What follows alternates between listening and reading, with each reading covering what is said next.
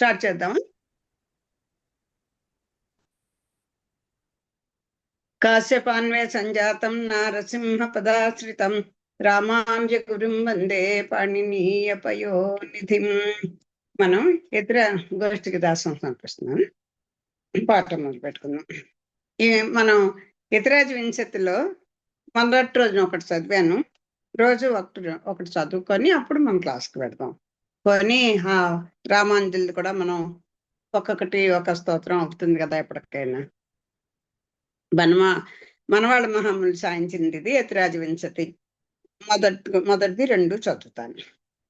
యస్తుతిం యతిపతి ప్రసాదనీం వ్యాజహార యతిరాజ వింశతిం తం ప్రపన్న జనజాత కాంబుదం నౌమి సౌమ్య వరయోగి పుంగవం శ్రీమాధవంగ్రి జలచత్వయ నిత్య సేవా ప్రేమా విలాసయ పరాంకుశ పాదభక్తం కామాదిదోషహర మాత్మపదాశ్రితానాం రామానుజం యతిపతిం ప్రణమామి మూర్త్నా.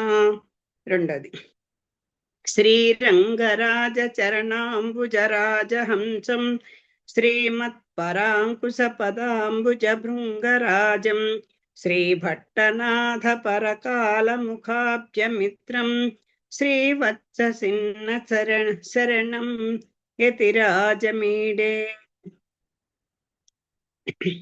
కాశ్యపాన్వయ సంజాతం నారసింహ పదాశ్రితం రామానుజ గురుం వందే పాణినీయ పయోనిధిం. ఇది నిత్యం చదువుకుంటాం. మా తరకాచార్య మరి తనయాది ఆశ్రమం చేసినటువంటి మా అమ్మగారే. సరే, గోష్ఠీ దాసం చెప్పుకుంటూ క్లాసు పాఠంలోకి వెళ్దాం. ఈ యాముల యొక్క పరమపదం టైంకి రామాంజుడు అక్కడ చేరడం, వారి వేళ్ళు ఎందుకు ముంచిపోయారో దానికి 3 ప్రతిజ్ఞ చేయడం మనం నిన్న విన్నాం. రంగడిని సేవించుకోకుండానే రామాంజులు తిరిగి వెళ్ళిపోవడం కూడా మనం నిన్న చూసుకున్నాం. తిరుకోటియూరు నంబి విచక్షణ రామాంజులట్టు కాంచీపురమునకేగి తిరుక్కచ్చి నంబితో జరిగిన సంగతులను చెప్పిరి. యామునులే జీవించి ఉండినా ఎన్ని విషయములు తెలిసి ఉండేవారో. రామాంజ, నీవు స్వామిని శపించి వచ్చి ఉందువు. రంగనాథుడు ఏం చేయను కోపగించి వచ్చితివి. పోనిమ్ము కొదువ చేత ముడుచుకొనిన వ్రేళ్లను సరిగా వచ్చినట్లు చేసేటివి. ఎప్పటి అట్లా వరదరాజునకు తిరుమంజన కైంకర్యము చేయుచుండుము. రామాంజులట్లే చేయుచుండిరి. వారిట్లు తలచిరి. ఎల్లవారు గ్రంథ పఠన ద్వారా విషయగ్రహణ చేయుదురు. తిరుక్కచ్చి నంబికి స్వామియే సందేహంలో తీర్చుచున్నాడు. కావున వీరిని ఆశ్రయింపవచ్చును. నిత్య సేవ్యతకు జ్ఞానము ముఖ్యం. ఎందరో వేదాదుల ద్వారా పరబ్రహ్మమును తెలుసుకొందురు. ఈయన సాక్షాత్ పరబ్రహ్మ అయిన స్వామితో మాట్లాడుతున్నారు. ఇట్టియడ కులము ముఖ్యం కాదు. భగవంతునితో గల బాంధవ్యమును బట్టి వీరిని గురువుగా ఎంచవచ్చును. పెద్దలు నమస్కార మాత్రమున ప్రీతులగుదురు. వీరిని ప్రీతులను నర్చి వీరి వద్ద విషయ జ్ఞానము మార్గము ఎరింగిదను.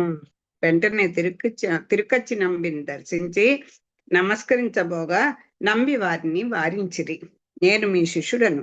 శాస్త్రములను నేర్చి ఇతరులను వాద బలమున నోడింప సమర్థుడనై ఉన్నాను. అయినను నా మనసును కొన్ని సందేహములున్నవి. వారిని ఎవరు తీర్తురు? యామనులు పరమపదించినారు కదా, నాకు మీరే శరణ్యము. రామానుజ, నీవు తలచినట్లే వరదుడు నాతో మాట్లాడును. సత్కాలక్షేపం చేయవారితోనూ మాట్లాడును. నేను పూర్ణుడను కదా, పూర్ణుడనే నా కట్టి శక్తి చేకూరినది. అయినను నీవు బ్రాహ్మణుడవు, నేనట్లు జన్మించలేదు. శాస్త్రములందు కులశీలములు పాటించనక్కర్లేదని ఉన్నది. భగవద్గీత ఎందును ఎట్టి హీన జాతీయుడైనను దురాచారుడైనను తన్ను భజించువాడు ఋషి అని స్వామి చెప్పి ఉన్నాడు. వరదుడే కదా కీటాచార్యుడు. విష్ణు వందే జగద్గురం. నీవు స్వామి అనుగ్రహ పాత్రుడవు, మహాజ్ఞానివి. కావున శాస్త్రానుసారం నడుచుచున్నావు, అందరూ నీ స్థితికి రాలేరు. యద్యదాచరతి శ్రేష్ఠ, సాధారణ బ్రాహ్మణుడొక శూద్రుని ఆశ్రయించును, వానిని ఇతరులు అనుసరింతురు, దానిచే వర్ణాశ్రమ ధర్మములు నశించును అని చెప్పబడింది. నన్ను గురువుగా భావింపకము, వరదుడే నీకు గురువు. నమస్కారము పొంద అర్హత లేని వారు ఇతరులు తమను సేవించుటకు సంతోషించరు. ఇది లోక వాడుక. కులర్తురం అనగా కులము నిచ్చునని చెప్పబడింది కదా, మేము ఆశ్రయించుటకు ఆటంకం ఏమున్నది? సరి కులము నిచ్చునను నీ మాటలు నమ్మి సంబంధములు చేయుదురా. ఈ కులము మర్యాదకే గాని సంబంధములు చేయు కులము వేరు. సవర్ణం అని ఉండలేదా? ఆ జన్మ వేరు, ఈ జన్మ వేరు. నీవు సేవించినను దాన్ని పొందుటకు నాకు ఈ జన్మ చాలదు, కావున చాలును మనసా తలంపుము. ఏమి చెప్పినను అంగీకరించుకున్నారు. నా మనోరథము తీరలేదు, మీ ద్వారా కొన్ని సంగతులు తెలుసుకొని కోరుచున్నాను. చెప్పననుచున్నారే, నీకు కావలసి తెలుసుకొనగోరు సంగతులేవో చెప్పుము. గురువనక శిష్యుడనక నమస్కరింప ఉన్నను కావలసిన సంగతులు మీ వద్ద తెలుసుకొనినా గురువని అర్థం కదా. నీవెరుంగగోరినవి నేనే చెప్పను, వరదుని ద్వారానే చెప్పించదును. నీవు ఆయనకే శిష్యుడవు కమ్ము. ఎట్లయిననేమి, మీరు నాకు గురువని మనసును తలంచితిని, ఇప్పుడు మీరును వరదుడును ఇరువురును గురువులయ్యెదురు. నేను అడుగు సంగతులు వరదునకు తెలిపి ఆయన తెలుపు సమాధానములు నాకు చుండు. రామాంజులు తిరుక్కచ్చి నంబిని గురువుగా భావించినందున వారి ముష్టాన్నమును భుజింపగోరిరి. వరదుని ప్రసాదము భుజించుచునే ఉండిరి కదా. నంబి మనమున ఇట్లు తలచను, ఈయన శేషాంశము సర్వలోక గురువు కాబోచున్నాడు. వరదరాజు రంగరాజుల ప్రీతిపాత్రుడు. పైగా నా గురువర్యులు అయినటువంటి యామునులకు ఇష్టుడు. ఈయన ఇంట భుజింపవలెను తన కోరిక రామాంజులకు తెలిపిరి. రామాంజులు వెతకబోయిన దేవర ఇంటికే వచ్చుతున్నట్లు తలచి తన భార్య తంజమాంబను వంట చేయమని చెప్పి ముందు తిరుక్కచ్చి నంబిని భుజింపచేసి పిమ్మట తాను తచ్చేషము భుజింపదలంచి నంబిని పిలుచుటకు పోయిరి. రామానుజులు ఒక మార్గమున తిరుక్కచ్చి నంబిని పిలువబోగా వారు మరి ఒక మార్గమున వచ్చి రామానుజులు ఇంట లేని సంగతి తెలుసుకొని తంజమాంబతో, అమ్మా నేను ఇచ్చట ఆలస్యం చేసి తినేని స్వామి కైంకర్యమునకు ఆటంకమగును కాన నాకు ముందు సాపాటు పెట్టుమని అడిగిరి. సాధారణముగా పెద్ద ఉద్యోగి అయినను తాను తన పై అధికారి కంటే క్రింది వానిగానే భావించును. కానీ అతని భార్య అట్లు తలసక తన భర్త గొప్పవాడని గర్వించును. అట్లే రామానుజుల భార్యయు గర్వించినది. తిరుక్కచ్చి నంబికి ముందు పంచలో భోజనము పెట్టి భోజనానంతరం అతను ఎంగిలి ఎత్తి శుద్ధి చేయమను. ఆయనను అట్లే చేసి వెళ్ళను.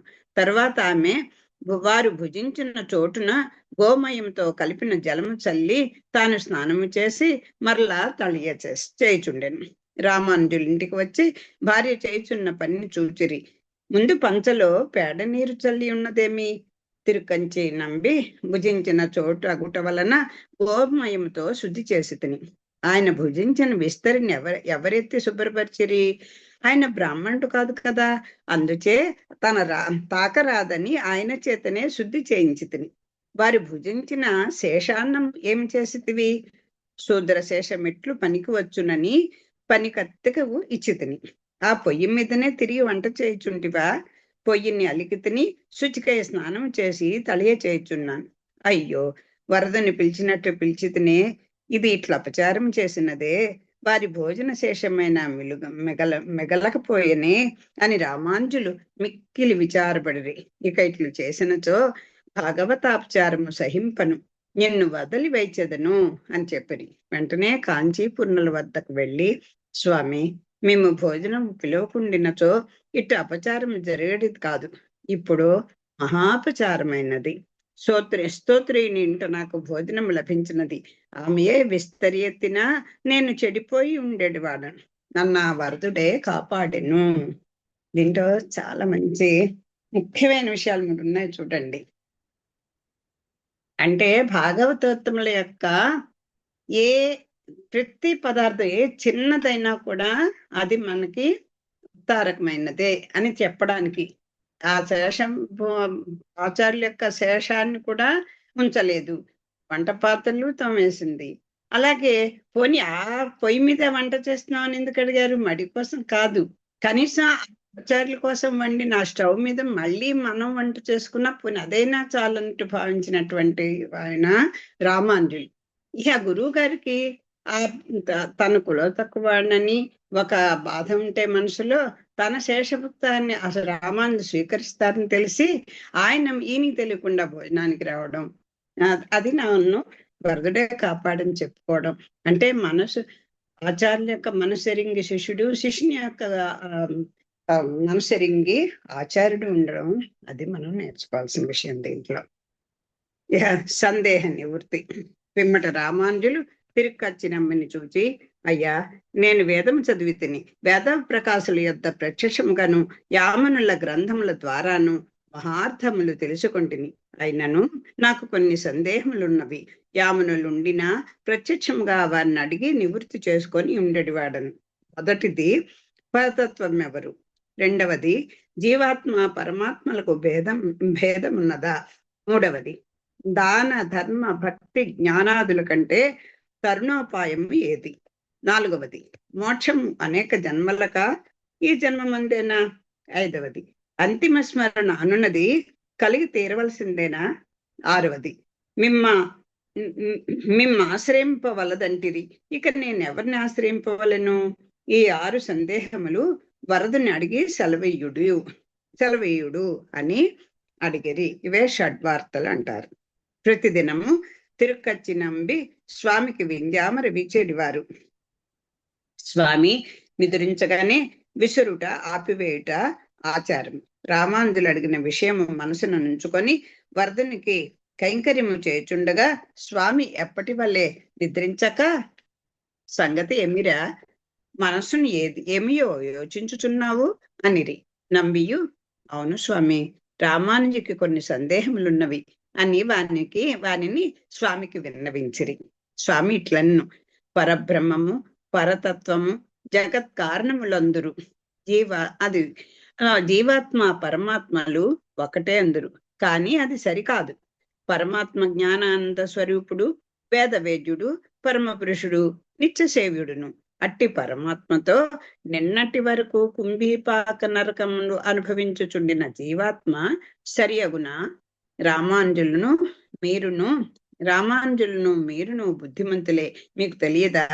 విద్యా వినయ సంపన్నంత మాత్రమున అర్థ విచారము చేయక విద్య నేర్చిన వానిని బ్రాహ్మణుని, ఆవును, ఏనుగును, కుక్కను, కుక్క మాంసము తిను చండాలుని సమానముగా చూతురా? అన్నీ ఒక్కటే అగునా అని ఇది అపార్థమనియే నా అభిప్రాయము. ప్రపత్తియే గొప్ప ఉపాయము. నేను జ్ఞానిని, భక్తుడను, విరక్తుడను అని వానికి అంతిమ స్మరణ కావలను. స్వామి, నాకేమీ తెలియదు అని భరణ్యాసంగా శరణాగతి చేసిన వానికి అంతిమ స్మరణ అక్కర్లేదు అని అనిరి.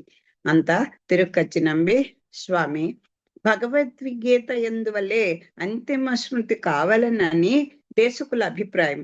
మీరు వాళ్ళదనుచుండగా వారేళ ఇట్లా అభిప్రాయపడిరి అని అడగగా, ప్రపన్నుడు స్మరింప యత్నించ మార్గముల పోవారు బుద్ధిమంతులు. తమ ఉనికిని గుర్తించిన వారైనందున వారు జాగ్రత్తగా నుండి స్మరింపవలసి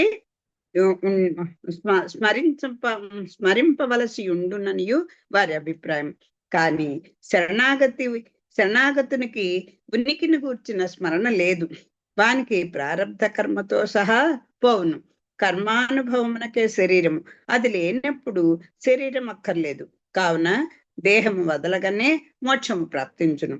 రామానుజుడు యామునుల శిష్యులైన మహాపూర్ణులను ఆశ్రయింపవలెను అని వరదరాజులు సెలవీయగా తిరుక్కచ్చి నంబి రామానుజులకు ఎరింగించిరి.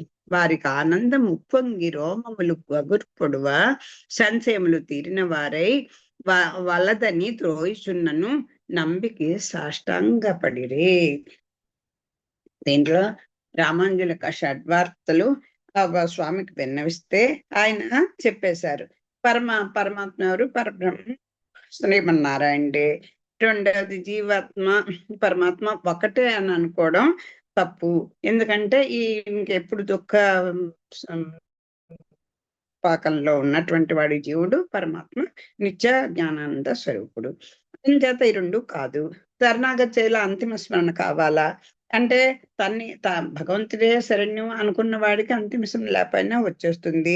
ఆయనేమో ఆ ప్రారంభకంతో సహా పోగొట్టేయగలడు. ఈ శరీరం ఎందుకంటే కర్మానుభవానికి కనుక. ఇలా ఈ రకంగా షడ్వార్తలకి స్వామి సమాధానం చెప్పేశారు. తర్వాత గురు ఉపదేశం పెరియ నంబి శ్రీరంగంలో ఉన్నట్లు తిరుక్కచ్చ నంబి వాళ్ళని తెలుసుకొని వారిని ఆశ్రయించుటకై రామానుజులు కంచి నుండి బయలుదేరి. శ్రీరంగంన రంగనాథుడు, అయ్యో రామానుజులు వచ్చి నన్ను చూడకపోయేనే, ఆయన వచ్చి మంగళాశాసనం చేసిననే కదా నాకు గౌరవము, ఆయనను శిఖరంగా రప్పింపవలెను, దర్శనమీయవలెను అని తలంచి తిరుక్కోటియూరు నంబి, పెరియ నంబి మొదలగు వారిని పిలిచి, మీరు రామానుజునికి వైష్ణవ సిద్ధాంతమును తెలిపి పంచ సంస్కారములు చేసి ఇచ్చటికి పిలుచుకొని రండి అని ఆజ్ఞాపించగా తదనుసారము ప్రియ నంబి బయలుదేరి వచ్చుచుండగా మధురాంతకమున రామానుజులు ఎదురుపడిరి.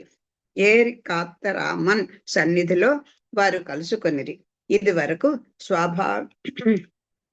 స్వాభావిక నవతికాతిశయేతిత్వం అను శ్లోకమును చెప్పి రామానుజుని శ్రీరంగమునకు తీసుకొని పోయి ఆళ్వందార్ల చర్మ విగ్రహమును సేవింపచేసిన వారొకటి చేత పెరియ నంబిని రామానుజులు గుర్తించిరి.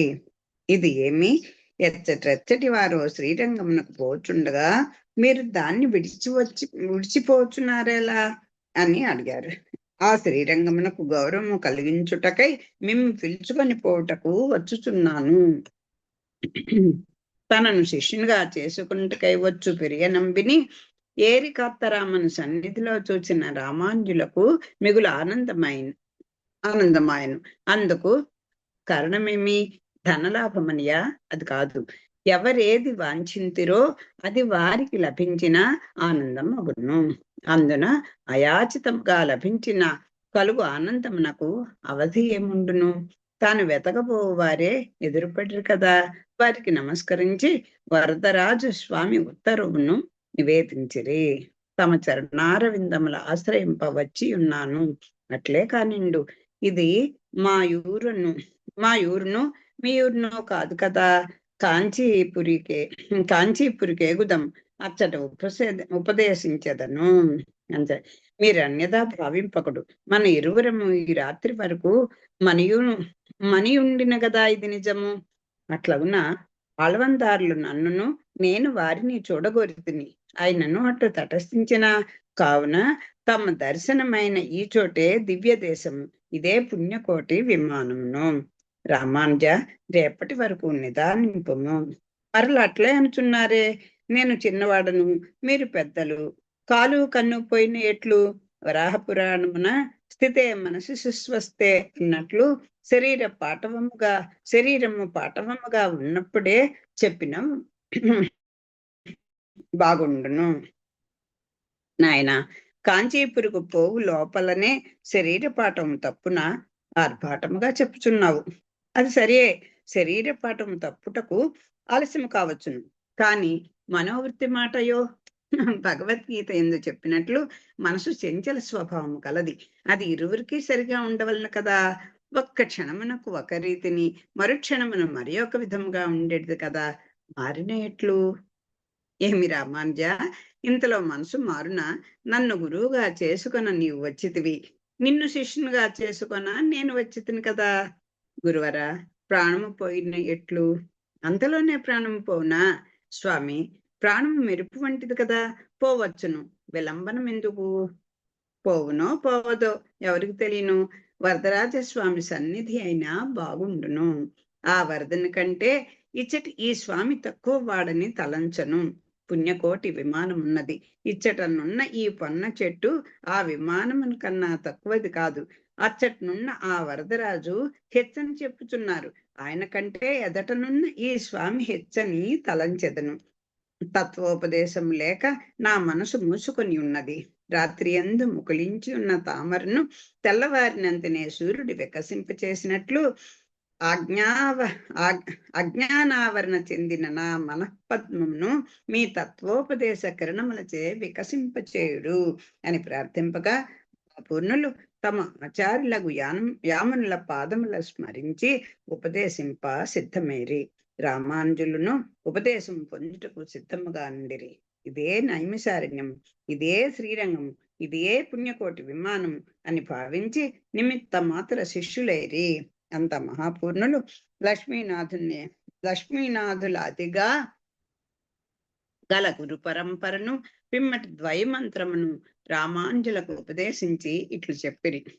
దీనిని మంత్రరత్నమందురు. ప్రళయాతీతుడైన నారాయణుడు తన నాభి కమలమున బ్రహ్మను ఉద్భవింపచేసి వానికి వేదములను ఉపదేశించెను. అవి స్థిరముగా నిలిచియున్నవి. అట్టి జగదుపకార్యకు స్వామి సకల వేద సారమును తెలిపినట్టు గీతను అర్జునకు ఉపదేశించను. ఆ కారణమున స్వామియే ఆది గురువైనాడు. మంత్రోపదేశం పొంది రామానుజులు మేఘావరణ తొలగిన పూర్ణచంద్రుని వల్లే ప్రకాశించిరి. ప్రియనంబితో ఇట్లన్రి, ఆచార్య, ముఖ్య కార్యాచరణం ఆయను. ఇక ఈ శరీరమున్నను పోయినను చింతలేదు.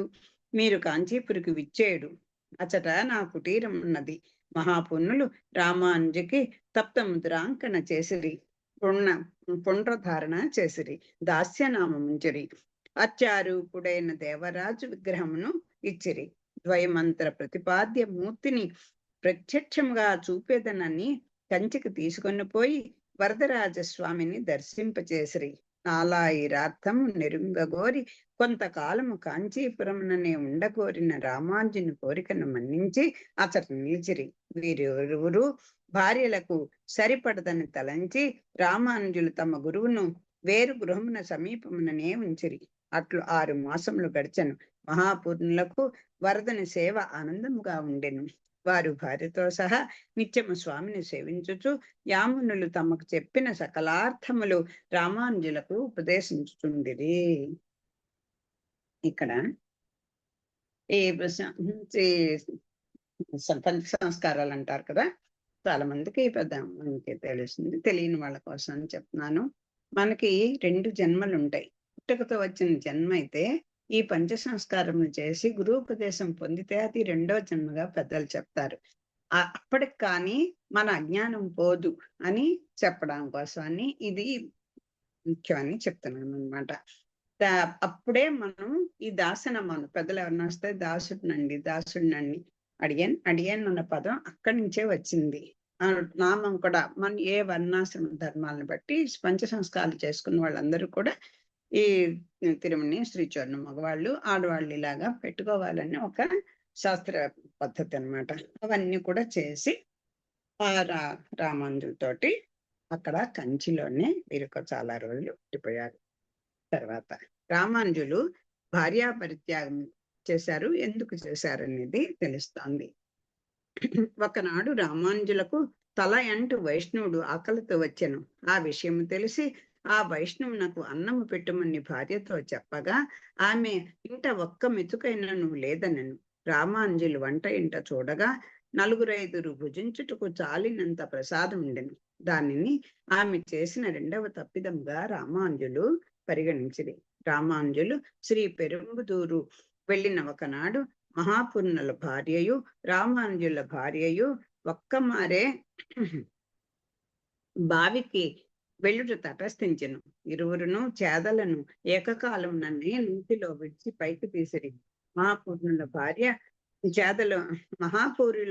పూర్ణుల భార్య చేదలోని నీటి బొట్లు రామానుజుల భార్య బిందెపై పడెను.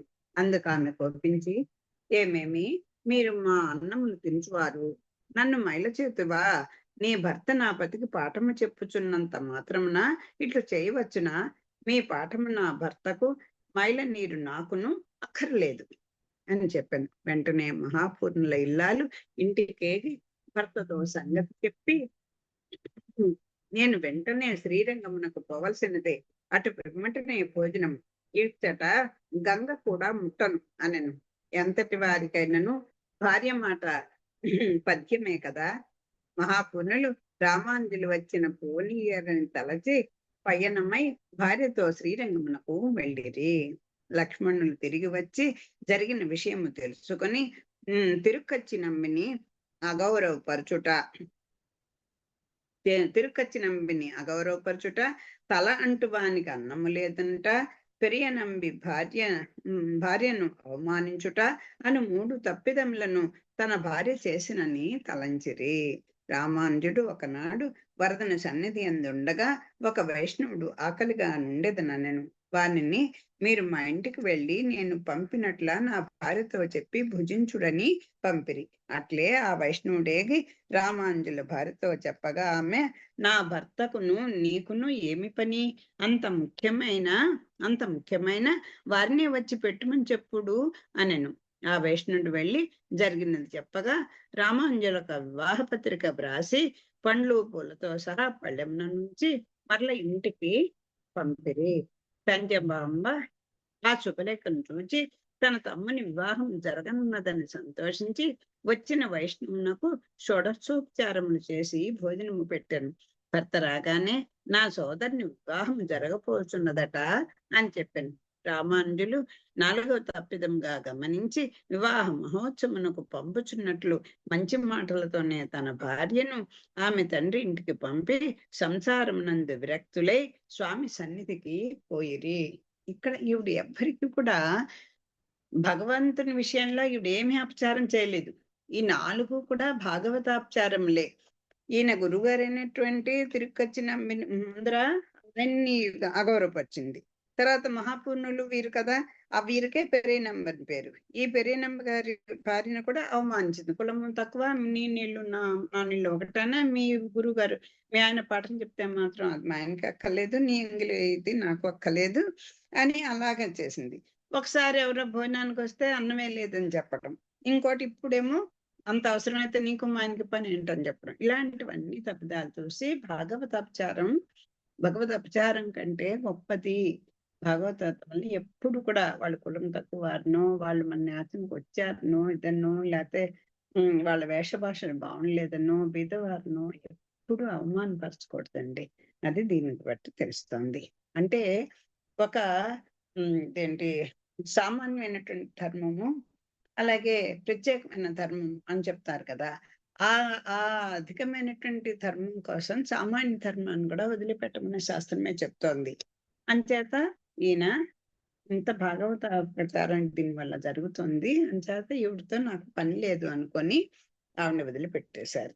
సన్యాస స్వీకారం, ఈయన ఆశ్రమ స్వీకారం ఎలా చేశారో చెప్తున్నారు. కొందరు విధివత్తుగాను మంత్రపూర్వకముగాను భార్యాపుత్రులను వదలియు మరల స్వీకరిందురు. తిరిగి గ్రహింపకున్నను మరల తలంచువారు ఉందురు. వారు వాతాంశులు, అనగా వాంతి అయిన దాన్నే మరల తిన్నవారు. రామానుజులట్లు కాక గృహస్థులుగానున్న రాగము కలుగును, దానితో కామము, అది నెరవేరుకున్న క్రోధము కలుగును. భగవద్గీత ఎందు చెప్పినట్లు పండితులనైనను మనసు బలత్కారముగా ఈడ్చును. అట్లది ఏడ్వబడవకుండా పరబ్రహ్మమునందే నిలుపదల్చిరి. తిరుక్కచ్చి నంబిని ముందుంచుకొని విధి ప్రకారముగా త్రిదండ సన్యాసము స్వీకరించిరి. వరదరాజ స్వామి వారికి సన్యాస దీక్షనొసగి యతిరాజ అను పేరు పెట్టిరి. వరదరాజస్వామి వారికి సన్యాస దీక్షను వసంగి యతిరాజ అని పేరు పెట్టిరి. యతిరాజ అనగా సన్యాసులకు రాజు. రామానుజులు యతి సార్వభౌములై మంత్ర జపము, శిఖ యజ్ఞోపవీతములు, త్రిదండము, కాషాయాంబరములతో ప్రకాశించిరి. యతిరాజులకును స్వామికి ఇటు సంబంధము? వరదుడు గురువు, రామానుజుడు శిష్యుడు. ఇట్టి బాంధవ్యము ఎవరి ఎందైనా చూపిన అట్టి భగవత్ సంబంధము గల యతిరాజుల మహిమ ఏమనవచ్చును?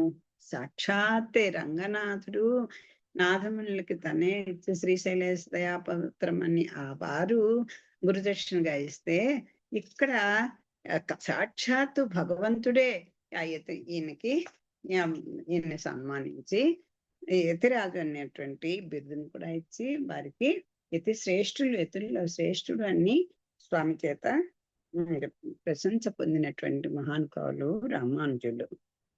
తర్వాత శిష్యుడు గురువు అగుట. ఇది ఎక్కడ ఎలా జరిగింది చూద్దాం. చూడండి. పురతాళ్వార్లు మొదలయాండాన్ అని వారికి యతిరాజులు, ఇక పేర్లు మారిపోయాయి, లక్ష్మణార్యులు అని, అలాగే ఇంతకు ముందు వచ్చాయి కదా. ఇప్పుడు మొదటి పేరు యతిరాజులు.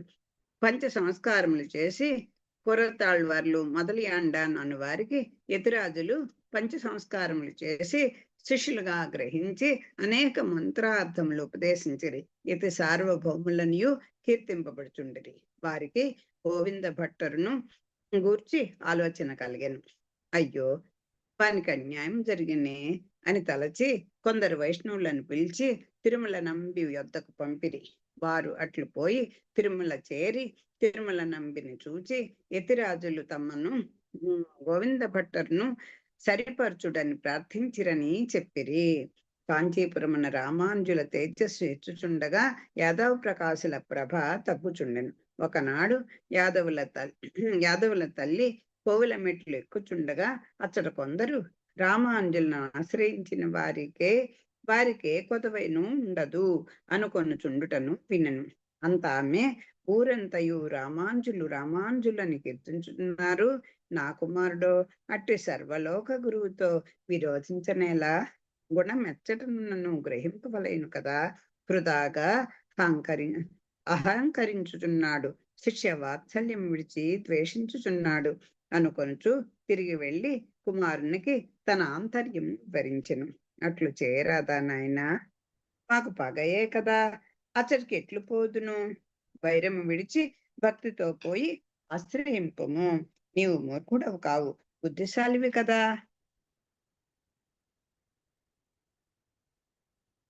ఇతరులు చెప్పిననేమో అనుకొనుందును. అమ్మా, రామానుజులు జ్ఞాని అనియు వరదల చేతనే పెరుందేవి తాయారుల చేతను కాపాడబడిన అనియు నేను ఎరుగుదును. అట్టి రామానుజుల్ని ఆశ్రయించుమంటివి. నీవు చెప్పినట్లు చేయవచ్చును, కానీ నేను దోషిని, అందుకు ప్రాయశ్చిత్తము భూప్రదక్షిణము అందుకు నాకు శక్తి లేదు. ఆయనను ఆలోచించదును. కుమారా, అంత ఆలోచన ఎందుకు? రామానుజులను కూర్చుండమని వారికి ప్రదర్శనము చేయము, అదే ప్రాయశ్చిత్తమగును. రాళ్ళు మన్ను మొదలగు వానికి చేయటెందుకు? దివ్య దేశము, స్వాములు, తీర్థములు అన్నీను వారి యందే ఉన్నవి. తల్లి మాటలు విని యాదవులు, రామానుజులు చిన్నవాడు కదా, అన్ను జ్ఞానదీపం పెద్దది అని తలంచిరి. రామానుజుల మఠమునకేగి, అబ్బాయి, ఇంతకు ముందు నీవు శిష్యుడుగాను నేను గురువుగాను ఉంటిమి.